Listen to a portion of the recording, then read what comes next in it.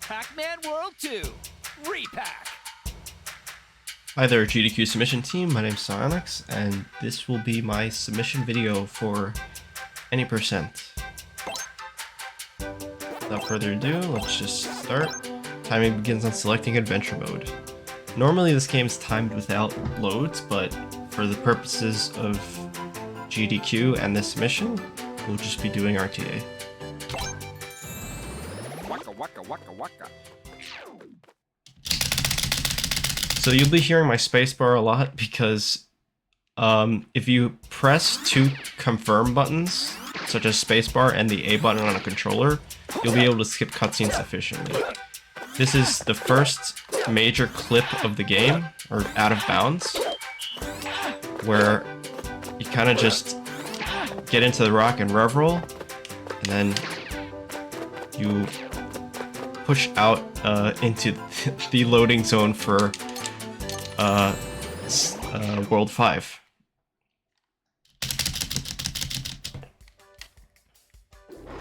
Okay, so this level features two places where you could out of bounds. This setup is, in my opinion, more reliable for a marathon setting, but there's another one that is used, which is not too far from here, for any percent runs. Basically, it's a reset point. We're just gonna boost to the goal.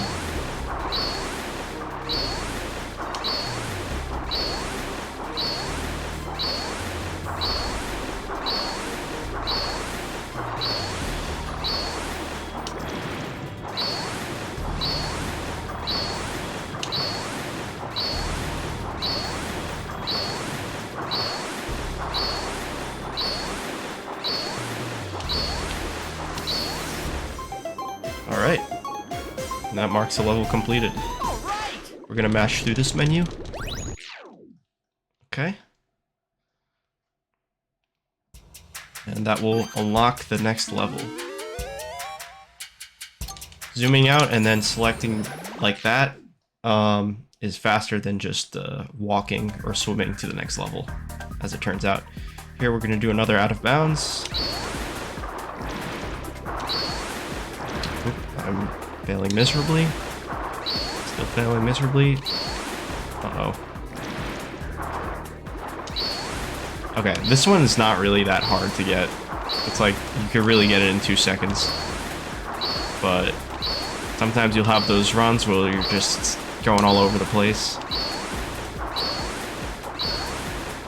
But, yeah. These levels are very different from the original game, which are basically pseudo auto-scrollers. They're basically on rails. But here, Pac-Man is able to move freely through the water, which in my opinion is much better.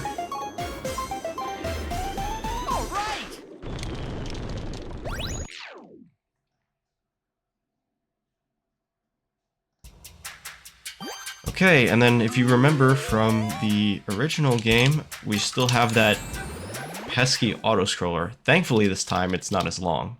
If I recall correctly, the other one was almost 8 minutes. This one's about, I think it's less than 4 minutes, but definitely very short compared to what we had.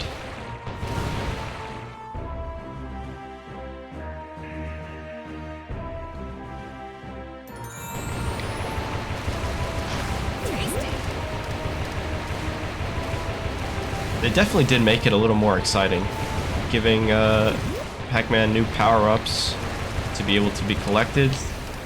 That's the power bomb that I just used. We got orbiting torpedoes. And then there's a laser power-up that we are going to see very soon.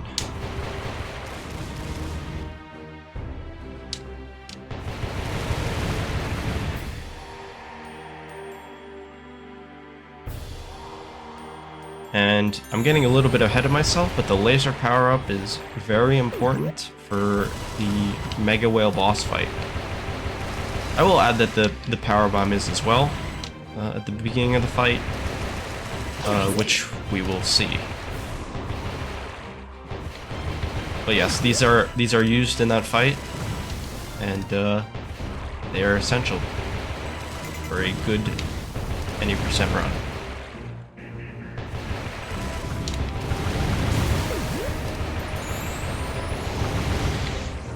Like, as you could clearly see, this is very different level design from the original game.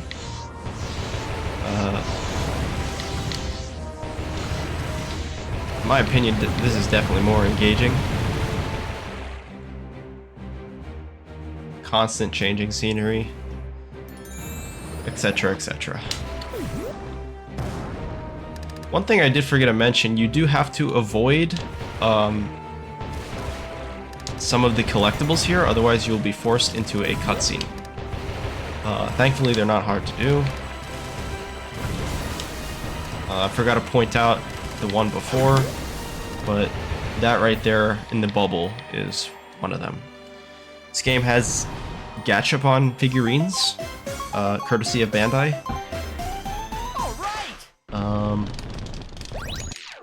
And unfortunately, we cannot see them during a run because they take up time playing out the cutscene. So we skip them. Alright, well, on a sub. This is the Mega Whale boss fight that we fondly remember. Now, different from this game, this is not really featured, or this game doesn't really feature like 2 cycle or 1 cycle. You might have remembered those terms from the original speedrun.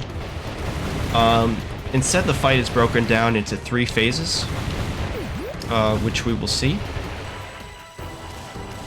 And there are different strategies for each of them. Right now, just clearing out the enemies, making sure I don't die. Straightforward. I need to make sure I enter the fight with a power bomb, however. And I'll be obtaining one very soon here.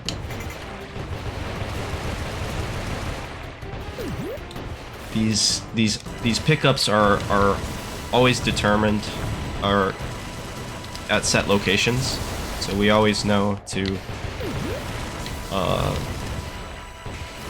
I guess get them where they need to be. So that power bomb will always be there, is what I'm trying to say. And that's the one we collect.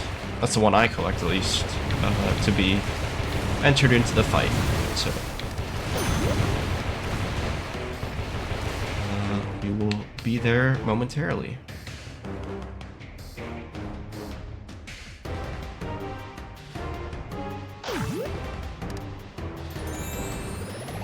It's gonna be a cutscene. I'm gonna skip it. And then I immediately release the power bomb to destroy the 4 turrets here. And it's pretty much almost all the time the top left one that is the one you need to take care of and finish off.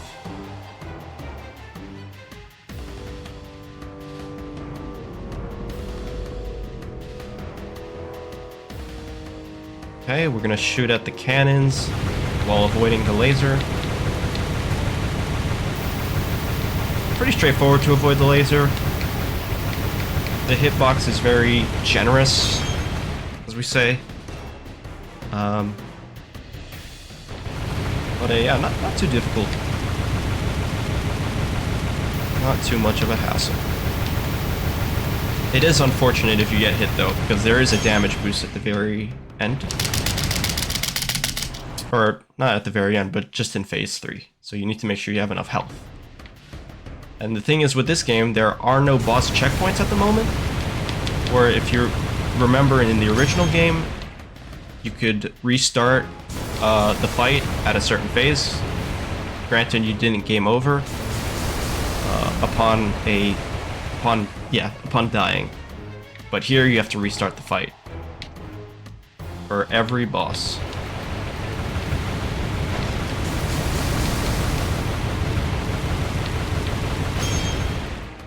I guess the one exception is in phase 3, it will just restart at the beginning because it's a change in scenery. So, yeah, definitely more engaging boss fights than the original, which is very cool to see. Okay, usually I get hit by the laser there. So that's a good thing when you don't. It means you've been shooting accurately, or something like that. Shooting accurately and on time. Thankfully, we are able to obtain laser power up here to make this fight go a little bit faster.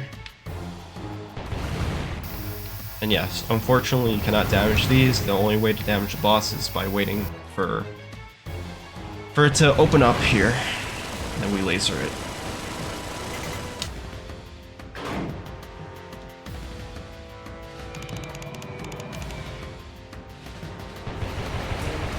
Going through these little intermissions are mandatory. Because as we've seen, if you deal enough damage, the Mega Whale kind of gets stunned and then retreats a little bit. So, okay, phase 2. And this is phase 3. So, basically we get eaten, per se, by the whale, and these are the insides of it. And we are shooting at a weak point. Hope that makes sense. Here's the little damage boost that I was talking about.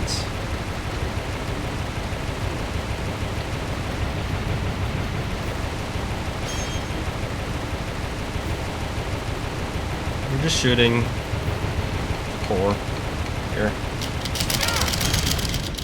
Skipping that cutscene, we escape and we obtain the golden melon, which I believe was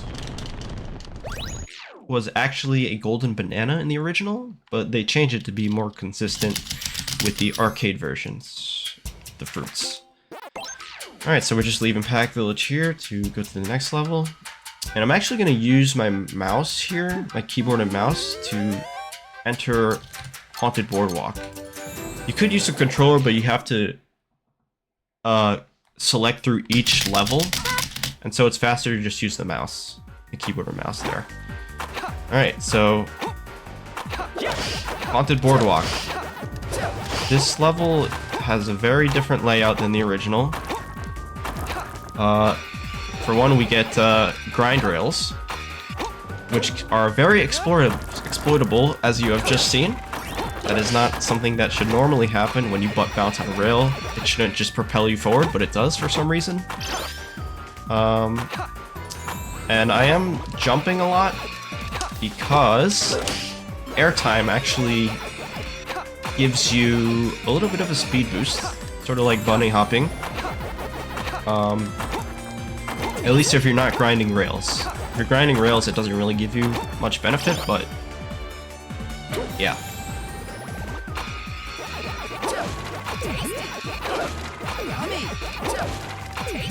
But if you're roller skating on the boardwalk itself,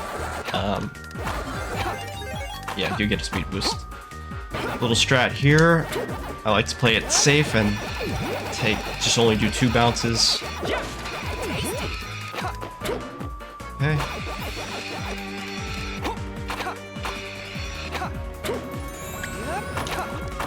Another big boost.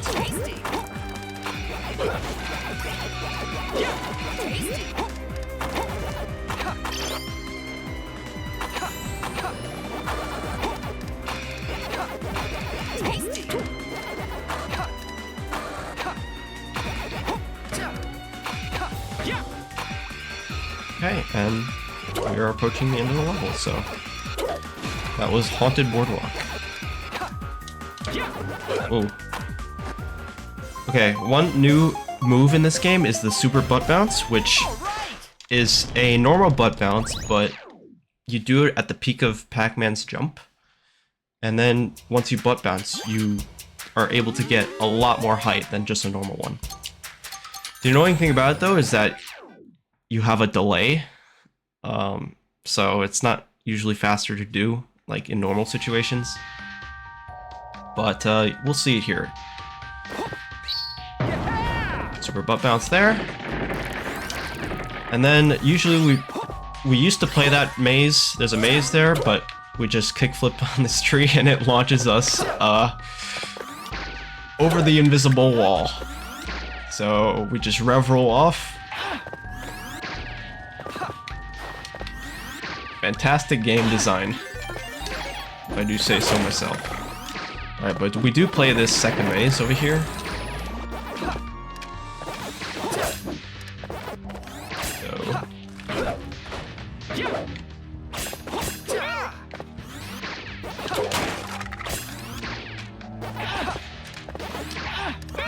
Oh man, okay, these mazes can be very tricky to navigate. Especially with the skeletons and the spears coming out.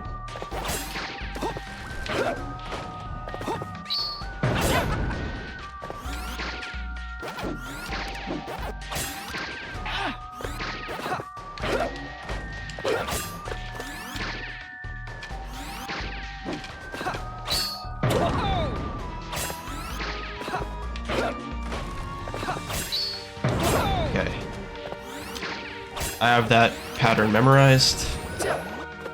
And then here's another funny tree launch. Skipping that cutscene, super butt bounce.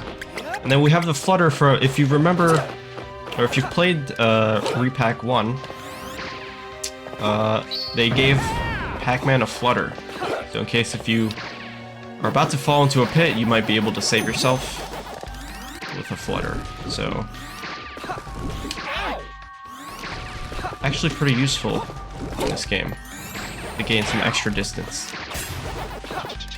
Okay, this is the third and final maze of the level of night crawling.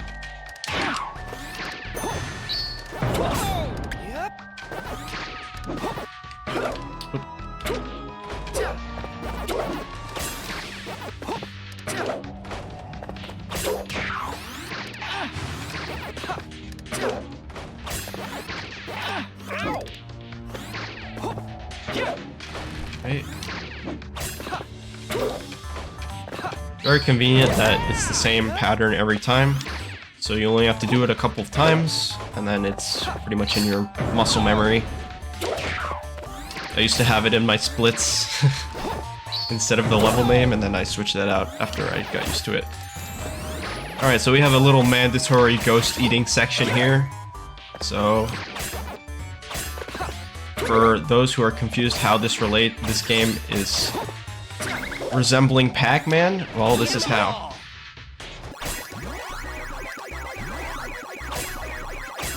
Alright, usually this section is done with 2 power pellets. Unfortunately, only one of them spawns. Sometimes you get really lucky, like I just did, and are able to do it in one go.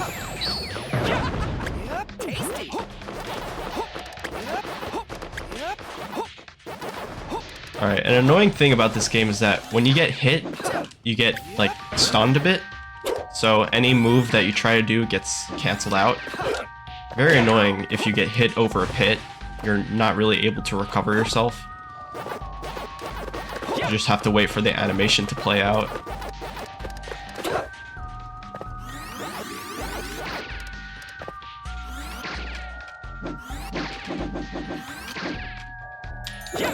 Tragic way for runs to end is by getting hit over a pit when you're at full health and then you just die.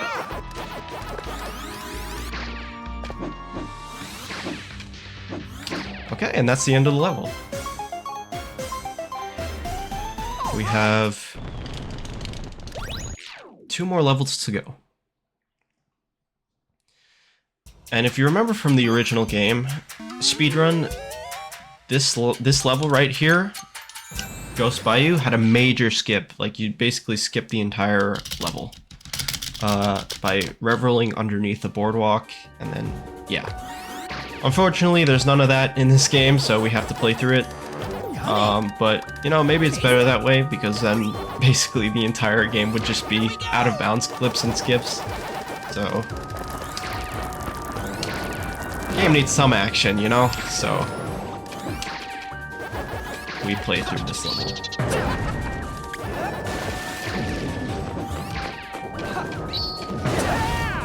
Okay, we got little cycles here that I like to skip sometimes. I don't know if it's really practical.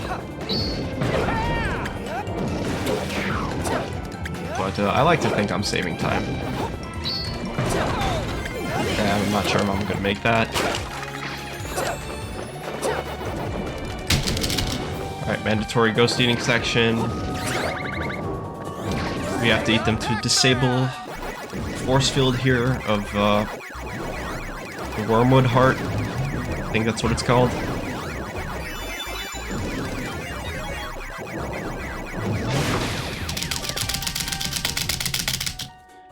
Skipping the cutscene, etc., etc. Oops.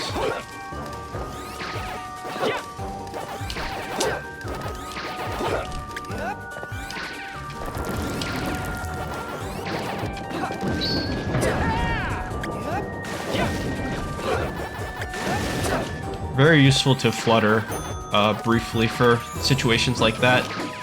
Buy yourself some time.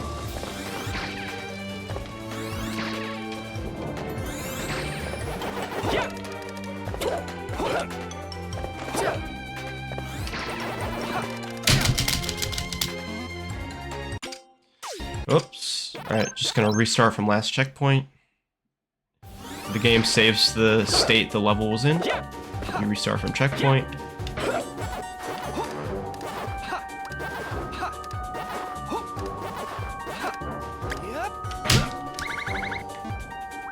Here we go!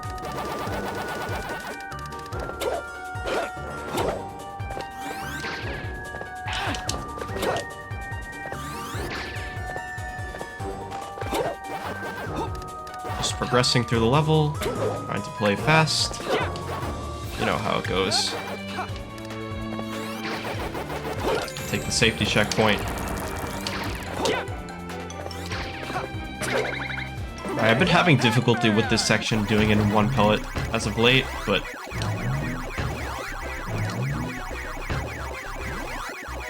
should be fine here. This guy's running away.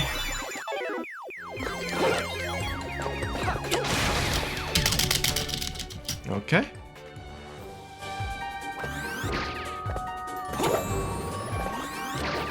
Another cool thing about this game is that the reroll is very quick to charge up.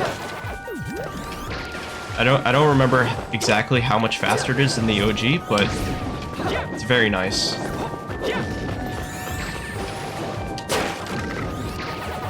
I think there's like 3 levels of charge to gain some different speeds.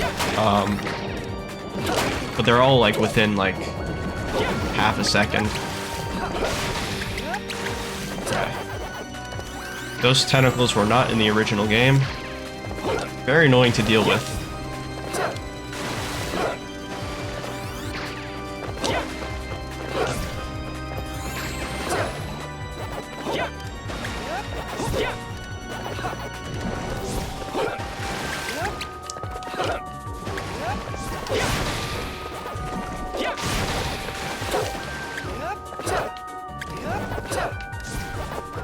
Kind of a nerve-wracking section.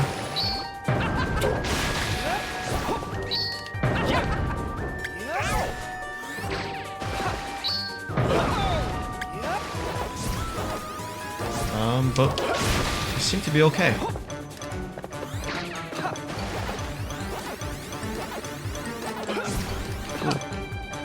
Usually that guy hits me. Oop.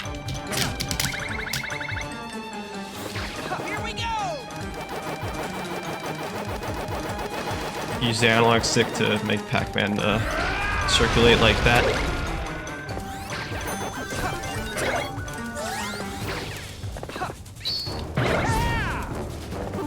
Okay. Hey, we might be able to do this in one pellet. Yeah, looks like it. Usually it takes, well, not usually, but very often it takes 2. And like the same situation as before, only 1 spawns, so. And that's the end of the level. All right. Alright, on to the final main level. Spooky. The villain of the story. And just using the mouse and keyboard like last time. Skipping the cutscene.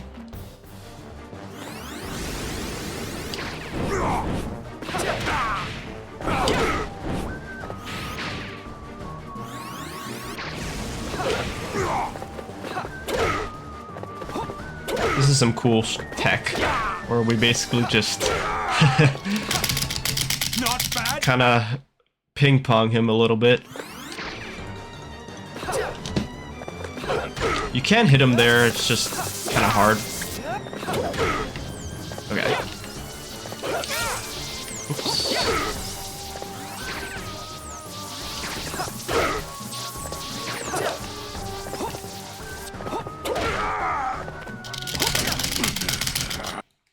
Alright. Phase 3.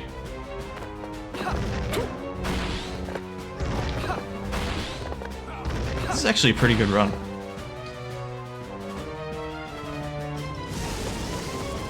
Unfortunately, this part is a little bit RNG. He has some attacks that are faster than others, but it's always 2 attacks before he releases some platforms to be able to deal damage to him. These are those platforms. You have to do these with super butt bounces. Then you just revel and hit him.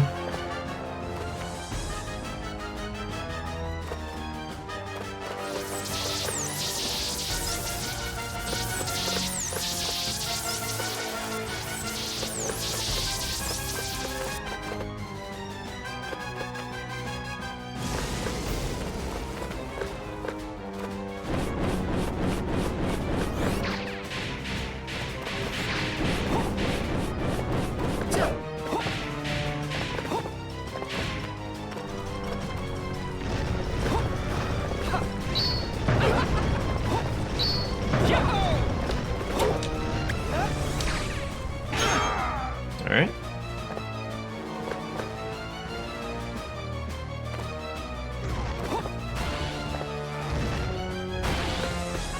Thankfully, these attacks are pretty easy to avoid, so unlikely for a run to die here unless you fall off one of the platforms.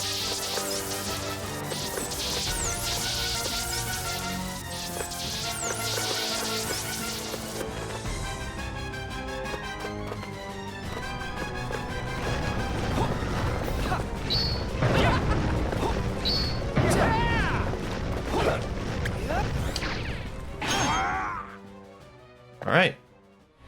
That is not time yet because, unlike the original, there is a quick time event at the end.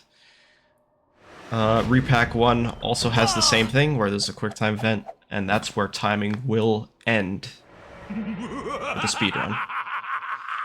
Unfortunately, this is a mandatory cutscene. It's like, I think it's like 89 seconds long, something like that, before the QTE. Burn with your precious Pac-Land. But yeah. Pac-Man. And if the GDQ team has any questions about the game or the speedrun, feel free to contact me or any of the other runners who have submitted. Fruit, it's now or never. Please, lend me your strength. But yeah, that was Pac-Man World 2 Re-Pac. Yeah, Any that is the percent. spot. The last lap will be mine, Spooky. Hope that was enjoyable to watch. I think it was. Not that I was playing the game, but you know, watching it, these runs are enjoyable in my opinion. But yeah.